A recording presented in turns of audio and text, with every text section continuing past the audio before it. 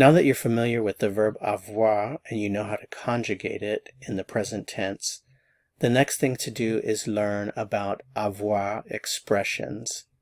And in particular, we are going to look at avoir chaud. So I'm assuming you know how to conjugate the verb avoir without hesitation.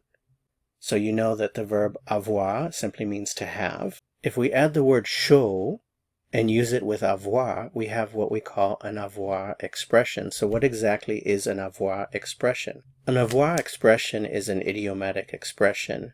You know that avoir means to have and chaud means heat. So avoir chaud, to have heat, you have to make the jump and know that that really means to be hot. In other words, it expresses the idea of feeling hot. So let's practice with avoir chaud. If you want to say I am hot, in other words, I feel hot, conjugate the verb avoir and don't forget to include the word chaud. So I am hot is literally I have heat.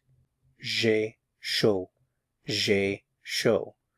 So when you literally hear I have heat, j'ai chaud, you should know that that means I am hot. In other words, I feel hot in French. J'ai chaud. I'm hot. Okay, let's try another one. You are hot, using tu.